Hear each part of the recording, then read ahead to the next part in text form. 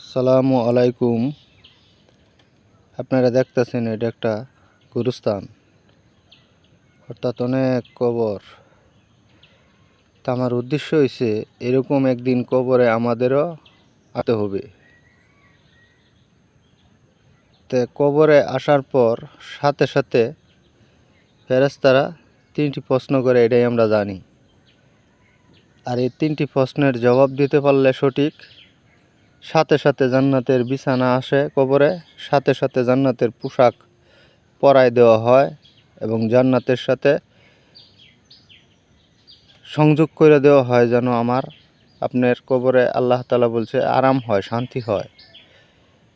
তো এখন হাদিসে আইছে যে তিনটি প্রশ্নের উত্তর সঠিক দেওয়ার পর আরেকটি প্রশ্ন করা হবে, 4 নম্বর। এবং এই 4 নম্বর প্রশ্নের জবাব যদি আমরা সঠিক না দিতে পারি, তাহলে সাথে সাথে জাহান্নামের আযাব শুরু হয়ে যাব, শাস্তি শুরু হয়ে যাব। এখন আমরা 3 নম্বর প্রশ্নের জবাব পর্যন্তই জানি। আমরা বেশিরভাগ মুসলমান, হয়তো শতে দেখা যাব 2-1 জন মানুষ হয়তো আমরা 4 নম্বর প্রশ্নের কথাটা জানি, আর বাকি 98 জন লোক আমরা এটা জানি না।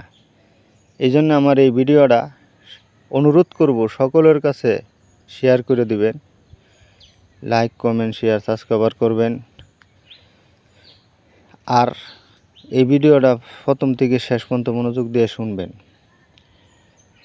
যখন বলা হবে যে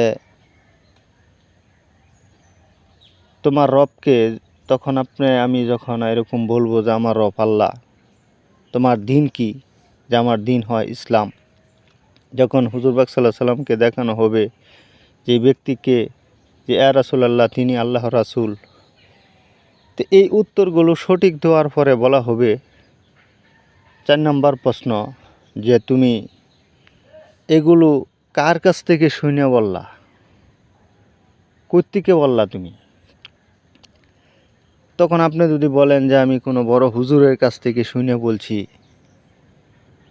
এবং কোনো উস্তাদের কাছ থেকে, কোনো পীরের কাছ থেকে, অথবা মার কাছ থেকে, বাবার কাছ থেকে, দাদার কাছ থেকে, অথবা পাড়াপতি কেউর কাছ থেকে, এরকম আপনি যে কোনো ব্যক্তির কথাই আপনি যদি বলেন যে তার কাছ থেকে শুনছি, যে প্রশ্ন করা হবে মার রাব্বুকা, তোমার রবকে, রাব্বি আল্লাহ, আমার রব আল্লাহ, ওমান দিনুকা, তোমার দিন কি, আল ইসলাম, আমার দিন হয় ইসলাম, মান হাজার রাসুল, ওই ব্যক্তি কি, ইয়া রাসূলুল্লাহ তিনি আল্লাহ রাসূল। এরকম শুনছি আর কি লোকেদের কাছ থেকে যে এরকম প্রশ্ন করা হবে।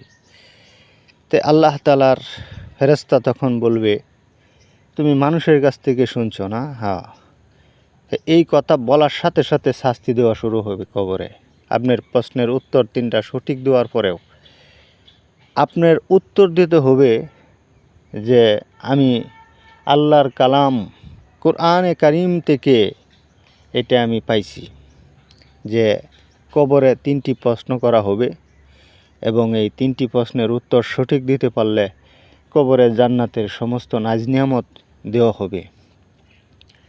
তো এই মুহূর্তে যদি আপনি বলতে পারেন যে আমি কোরআন থেকে বলছি, তাহলে সাথে সাথে আপনি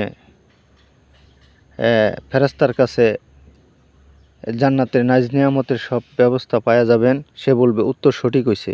আর যদি বলেন মানুষের কাছ থেকে শুনছি, শুনে বলছি, শিক্ষা বলছি, তাহলে জাহান্নামের শাস্তি শুরু হয়ে যাবে। তো আশা করি একটা গুরুত্বপূর্ণ কথা আপনারা জানতে পারলেন।